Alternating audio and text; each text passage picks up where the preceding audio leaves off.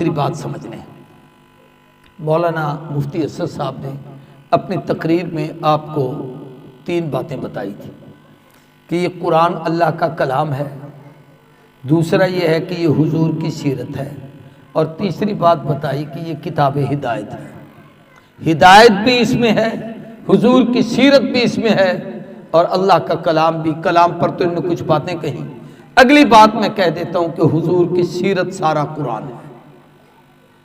ام المومنین صدیقہ کائنات سیدہ طیبہ طاہرہ، ہر کلمہ پڑھنے والے مسلمان اور حلالی کی ماں اما عائشہ صدیقہ، سب کہیے رضی اللہ عنہ، اونچے آواز سے۔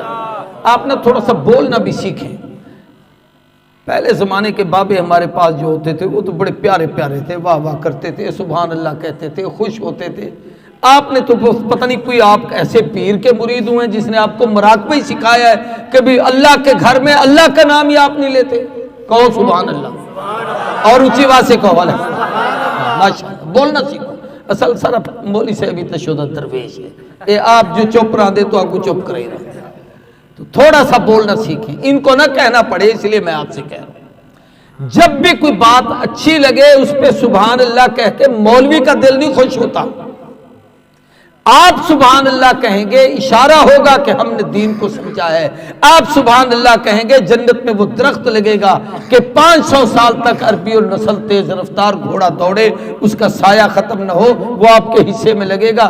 یہ آپ نے کوئی اس میں نقصان ہوا ہے یا فائدہ ہوا ہے؟ جب اتنا بڑا فائدہ ہے تو سبحان اللہ کہنے میں کون سا حرج ہے؟ ماشاءاللہ۔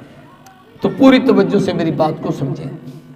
میں عرض کر رہا ہوں کہ حضور کی سیرت، اما عائشہ صدیقہ سے پوچھا گیا ما کان خلق رسول اللہ، امی بتائیں کہ حضور کی سیرت کیا ہے، آپ کے اخلاق کیا ہیں، آپ کے صفات کیا ہیں، آپ کی عادات کیا ہیں، آپ کی زندگی کے دن رات کیا ہیں؟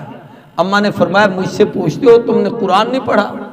سائل کہنے لگا قرآن تو روزانہ پڑھتے ہیں، حضور کی سیرت پوچھ رہے ہیں۔ فرمایا کان خلقہ القرآن، الحمد سے والناس تک جو کچھ قرآن میں ہے سب حضور کی زندگی ہے۔ اس لیے علماء نے لکھا ہے نبی کی سیرت کو پڑھنا ہے تو قرآن کو پڑھو، حضور کے عقائد کو سمجھنا ہے تو قرآن کو سمجھو، حضور کے اعمال کو دیکھنا ہے تو قرآن کے عمل کو دیکھو، حضور کی خوشی کو دیکھنا ہے تو قرآن مجید میں اللہ نے جو جنت کے تذکرے کیے ہیں وہ پیغمبر کی رضا کا تذکرہ ہے۔ حضور کے غصے کی کیفیت کو آپ نے اگر تاریخ میں پڑھنا یا کہیں دیکھنا ہے تو وہ اللہ کے قرآن میں جہاں جہنم اور جناب کفار مشرکین پہ غیظ و غضب کے واقعات ہیں وہ حضور کے غصے کی کیفیت ہے۔ سارا قرآن حضور کی سیرت ہے۔ جو قرآن سمجھتا ہے وہ نبی کی زندگی کو سمجھتا ہے۔ جو بدبخت قرآن کے قریب نہیں آتا اس کو حضور کی سیرت کا بھی پتہ نہیں۔ اس لیے نبی کی سیرت دوڑوں میں نہیں، قصوں میں نہیں، کہانیوں میں نہیں، ناولوں میں نہیں، کہاوتوں میں نہیں، نبی کی سیرت قرآن مجید میں ہے۔ تو ایک تو خدا کا کلام سمجھ کے پڑھو، دوسرا حضور کی سیرت سمجھ کے پڑھو، تیسرا قرآن مجید کو کتاب ہدایت سمجھ کے پڑھو جس پر میں نے ساری گفتگو کی ہے۔